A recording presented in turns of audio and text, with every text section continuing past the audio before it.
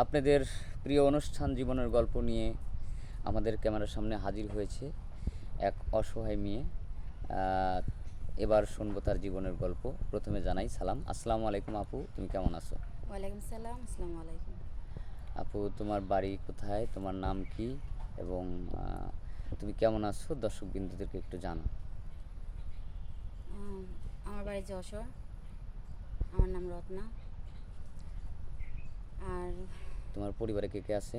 আমার পরিবারে আছে আমার মা, আমার ছোট ভাই। বাবা নেই? না। তোমার বয়স কত?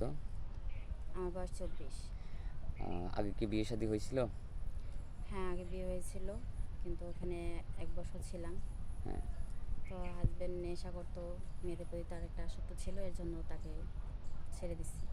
তুমি ছেড়ে দিয়েছো? হ্যাঁ। তাহলে একটু জোরে বলো, তুমি ছেড়ে দিয়েছো? হ্যাঁ, আমি ছেড়ে দিছি। ও আচ্ছা, মানে স্বামীর সাথে আসলে তোমার ওইরকমভাবে মানে সংসার করা, মানে তোমার কাছে মানে অন্যরকম একটা বিষয় মনে হয়েছিল যে নেশা করে।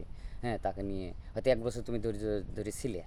হ্যাঁ, চেষ্টা করেছিলাম যে ভালো পথে আসে কিনা, কিন্তু তার ভিতরে কোনো পরিবর্তন দেখি না। যে আচ্ছা, কারণে তাকে ফ্যামিলির মাধ্যম থেকেই ডিভোর্স করা হয়েছে। ডিভোর্স করা হয়েছে। এখন তোমার পরিবারের মানে পরিবারটা চালায় কে, মানে সংসার চালায় কে? সংসার আমার বাবা যে ইগুলা করে রেখে গেছিলো, যে ব্যবসা করে রেখে গেছিলো, সেগুলা দিয়ে আপাতত চলতেছে। কিছু টাকা জমানো আছে, ওই টাকা দিয়েই কিছু হয়তো হ্যাঁ, হ্যাঁ। চলতেছে আর কি তোমার হুম। মা। আর তুমি কিছু করো বা তোমার মা কিছু করে এরকম? না, আমি এখনো কিছু করি না, তবে করব সেই চেষ্টা করতেছি। চেষ্টা করার জন্য আসছে। তাহলে আমাদের ক্যামেরার সামনে মানে আসার মূল উদ্দেশ্য কি? বিয়ে শাদী বা চাকরি বাকরি তেমন কিছু না, সাহায্য সহযোগিতা? এখন দেখেন, ডিভোর্সি মেয়ের কিন্তু অনেকটাই সমস্যা হয়। সে তার বাইরে বেরোতে সমস্যা, ঘরে থাকলেও সমস্যা।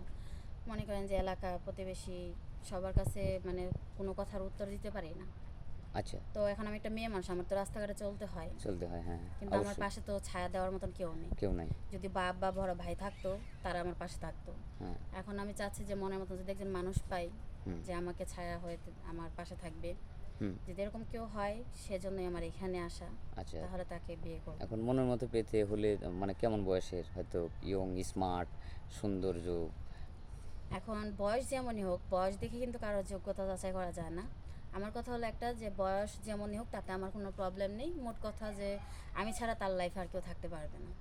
মানে বুঝতে পারছি, তুমি ছাড়া ওর লাইফে কেউ থাকতে পারে যাতে তোমাকে কেয়ার করে, ভালোবাসে, ঠিক হ্যাঁ, আছে, তুমি তোমার ছোটোখাটো আশা স্বপ্ন সব কিছু হ্যাঁ। পূরণ করার আমার চেষ্টা করে। আমার তার বাড়ি ঘর, টাকা পয়সা এসবের প্রতি কোনো লোভ লোভ লালসা লালসা নাই, নেই। শুধু স্বামীর ভালোবাসা। সে আমাকে সম্মান করবে।